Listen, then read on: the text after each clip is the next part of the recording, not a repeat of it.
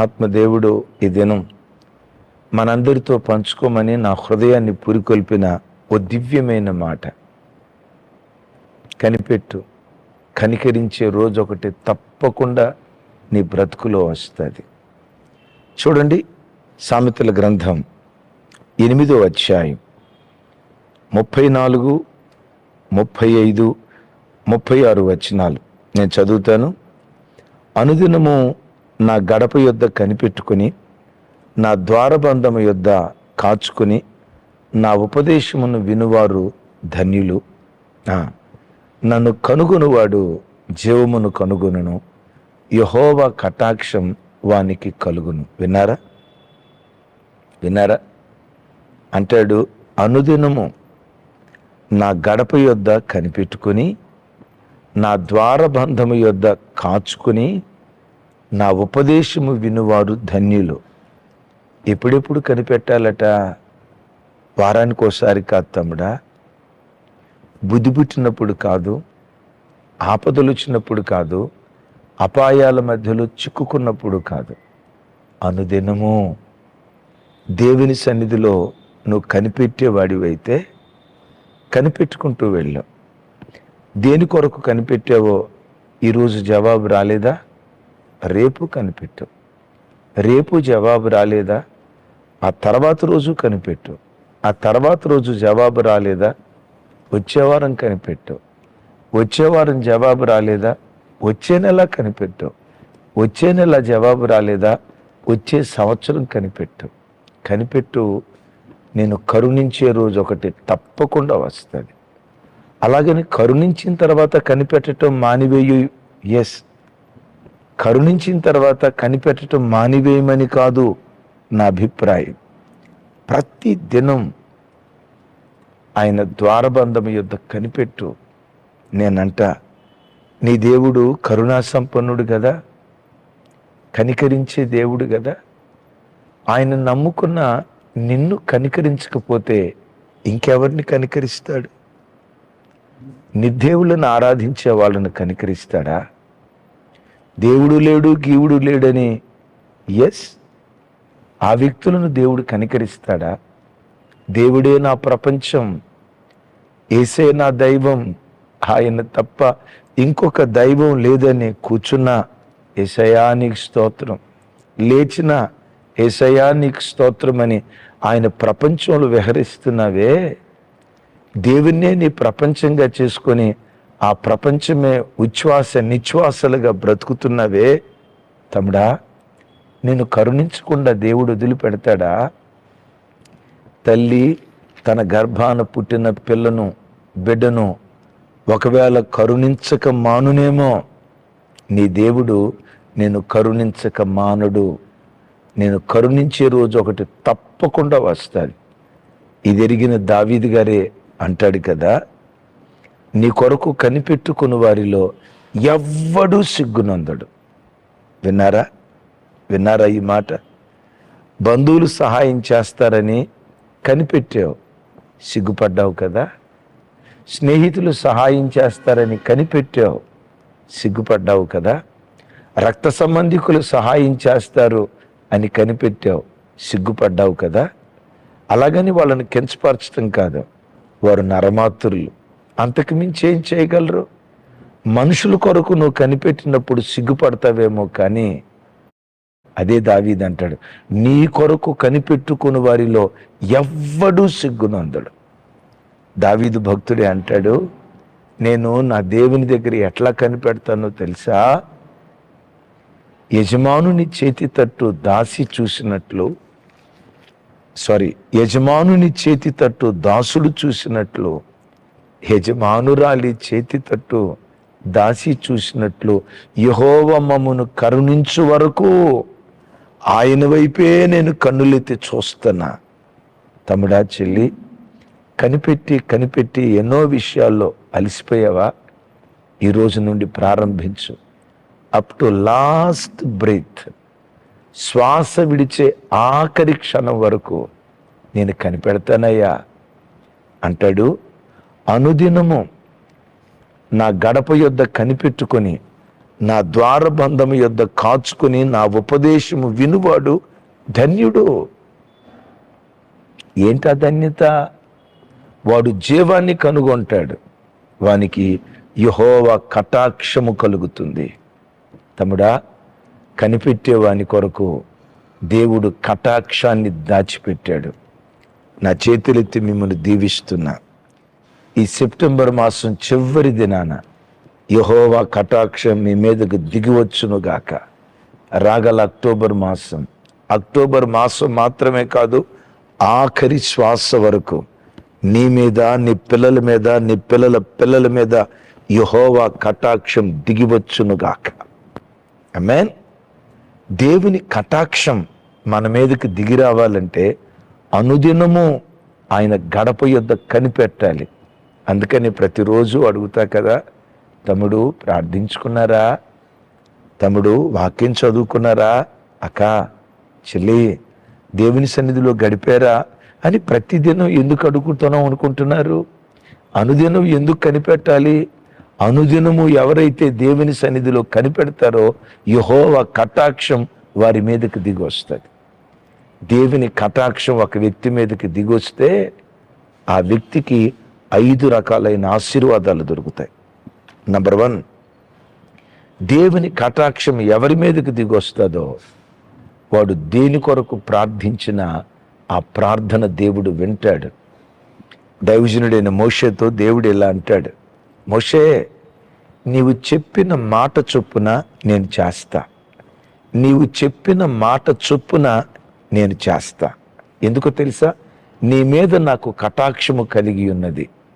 ఈ మాట బైబిల్లో ఎక్కడ రాసి ఉందో కింద రెఫరెన్స్ రాయండి. ఇంకోసారి చెప్పేదా? నీవు చెప్పిన మాట చొప్పున నేను చేస్తా. కారణం, నీ మీద నాకు కటాక్షం కలిగింది. ఈ మాట చదివిన ప్రారంభ దినాల్లో ప్రింటింగ్ మిస్టేక్ ఏమైనా ఉందా అన్నట్లుగా నేను కాస్త కన్ఫ్యూషన్ అయ్యా. ఎందుకు? దేవుడు నరుడితో అంటాడు, నీవు చెప్పిన మాట చొప్పున నేను చేస్తా. అరే, కడుపును పుట్టిన బిడ్డలే కన్న తల్లిదండ్రుల మాట వెంటలా, కట్టుకున్న భార్యే భర్త మాట కొన్ని చోట్ల వెంటలా. ఇలాంటి పరిస్థితి కలిగిన దినాల్లో నేనంట, దేవుడు నరుడు చెప్పినట్లుగా చేయటమా? ఎస్, మోషేతో అదే అంటాడు, నీవు చెప్పిన మాట చొప్పున నేను చేస్తా. అంటే దాని అర్థం ఏంటో తెలుసా? దేని కొరకు నువ్వు ప్రార్థిస్తావో నువ్వు చేసిన ప్రతి ప్రార్థనకు నేను జవాబు దయచేస్తా. అది ఆ మాటకున్న అర్థం. విన్నారా తమ్ముడు? ఈ దినమే కాదు, రాగల అక్టోబర్ మాసం బ్రతుకు దినములంతా దేని కొరకు నువ్వు ప్రార్థించావో నీ ప్రతి ప్రార్థనకు నిశ్చయంగా దేవుడు జవాబు దయచేయునుగాక. మోషే ఇశ్రాయేలీయులను ఐగుప్తు దాస్యత్వంలో నుంచి విడిపించడానికి ప్రార్థించాడు. ఆ ప్రార్థనకు దేవుడు జవాబు ఇవ్వలేదా? సినాయి పర్వతం మీద ఇశ్రాయేలు ప్రజల మీదకి దేవుని కోపం దిగొచ్చి వాళ్ళందరినీ నాశనం చేస్తానంటే ఆ ఉగ్రతలో నుంచి మోషే ప్రార్థన తప్పించలేదా? అయ్యా, ఎర్ర సముద్రాన్ని 2 పాయలుగా చేల్చమంటే చేల్చలేదా? బండలో నుంచి నీళ్లను రప్పించమంటే రప్పించలేదా? సముద్రంలో నుండి పూరేళ్లను రప్పించమంటే రప్పించలేదా? మోషే చేసిన ప్రతి ప్రార్థనకు దేవుడు జవాబు ఇవ్వటానికి కారణం మోషే మీదకి దేవుని కటాక్షం దిగొచ్చింది. నీ ప్రతి ప్రార్థనకు నా దేవుడు జవాబిచ్చునుగాక. అలా జవాబు రావాలంటే అనుదినము ఆయన సన్నిధిలో కనిపెట్టు. కరుణించే రోజు ఒకటి వస్తుంది. మీరు అనొచ్చు, అన్నయ్య మోషే ప్రార్థనలు అన్నిటికీ జవాబిచ్చాడు కానీ మరొక ప్రార్థనకు జవాబు ఇవ్వలేదు కదన్నా. నేను కనానుకు వస్తా, కనాన్లో అడుగు పెడతానంటే కనానును చూపించాడు కానీ కనాన్లో అడుగు పెట్టలేదుగా. వింటారా? మరి మోషే ప్రార్థన దేవుడు అక్కడ వినలేదుగా అని అంటారా? మిమ్మల్ని అడుగుతా, టకామని కింద కామెంట్ బాక్స్లో రాయండి, మోషే కనానులో అడుగు పెట్టారా లేదా? ఇంకోసారి, మోషే కనానులో అడుగు పెట్టారా లేదా? అడుగుపెట్టారు అన్నవాళ్ళు అడుగు పెట్టారని కింద కామెంట్ బాక్స్లో రాయండి. లేదండి ఎక్కడ అడుగు పెట్టాడు, అడుగు పెట్టలేదు అన్నవాళ్ళు అడుగు పెట్టలేదని రాయండి. నేనంట అడుగుపెట్టాడు తర్వాత. ఎప్పుడు? యేసుక్రీస్తు ప్రభువారు భూమి మీద ఉన్నప్పుడు రూపాంతరపు కొండ మీద, రూపాంతరపు కొండ మీద యేసయ్యకి ఇరువైపులా ఇద్దరు నిలవబడ్డారు కదా. ఎవరు చెప్పండి చూద్దాం. మోషే, ఏలియా. రూపాంతరపు కొండ ఎక్కడుంది? ఇజ్రాయేల్ దేశంలో కాదా? ఇప్పుడు చెప్పండి, మోషే ఇశ్రాయేలు దేశంలో అడుగు పెట్టాడా లేదా? మోషే ప్రార్థనకు దేవుడు జవాబిచ్చాడా లేదా? ఆలస్యమైద్దేమో నీ ప్రార్థనకి జవాబు మాత్రం ఖచ్చితం. వాక్యానుసారంగా, ఆయన చిత్తానుసారంగా నువ్వేది అడిగినా అడిగింది చేస్తాడు. అడిగింది చేసి ఆపే దేవుడు కాదు. అడిగిన దానికంటే, ఊహించిన దానికంటే అత్యధికంగా దేవుడు చేస్తాడు. రెండవది, ఆయన కటాక్షం మన మీదకి దిగొస్తే, యోబు గ్రంథం చూడండి. యోబు గ్రంథం 33వ అధ్యాయం 25-26 వచనాలు. 33వ అధ్యాయం యోబు గ్రంథం. కొంచెం కిందకర. వానికి తన చిన్ననాటి స్థితి కలుగును. నెక్స్ట్ 26. వాడు దేవుని బతిమాలుకొనిన యెడల ఆయన వానిని కటాక్షించును, కావున వాడు ఆయన ముఖమును చూసి సంతోషించును. ఇలాగున నిర్దోషత్వము నరునికి దయచేయును. విన్నారా? వాడు దేవుని బతిమలాడుకుంటాడు కాబట్టి దేవుని కటాక్షం వానికి కలుగుతుంది. కటాక్షం వానికి కలిగిన దాన్ని బట్టి ఏ స్థితి కలుగుతుందట? చిన్ననాటి స్థితి వానికి కలుగుతుంది. ఇలాగూ వానికి నిర్దోషత్వం దయచేస్తాడు అంటాడు. ఏం చేసినందువల్ల? దేవుని బతిమాలుకున్నందువల్ల. తమ్ముడు, ఎప్పుడెప్పుడు బతిమలాడుకోవాలి? అప్పుడప్పుడా? ఆపదలు వచ్చినప్పుడా? ఎప్పుడెప్పుడు కనిపెట్టాలి? అనుదినము నువ్వు కనిపెడితే నిన్ను ఎలాంటి స్థితికి దేవుడు తీసుకెళ్తాడో తెలుసా? చిన్ననాటి స్థితి ఎలా ఉంటుంది? నిర్దోషత్వంతో కూడుకున్నది. విన్నారా?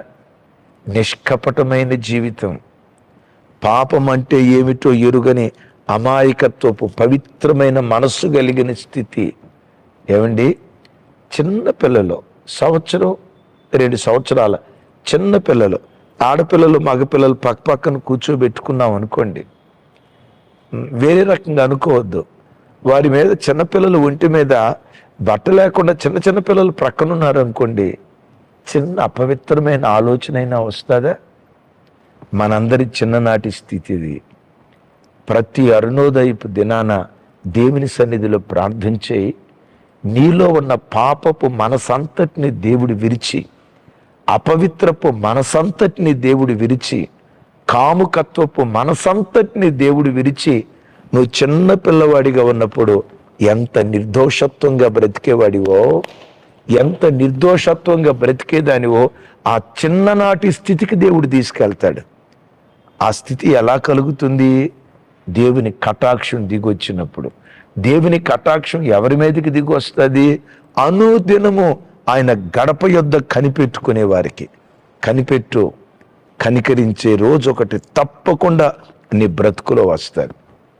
మూడవది, దేవుని కటాక్షం ఒక వ్యక్తి మీదకి దిగొస్తే, చూడండి, నిర్గమకాండం 3వ అధ్యాయం 20వ వచనం 21వ వచనం.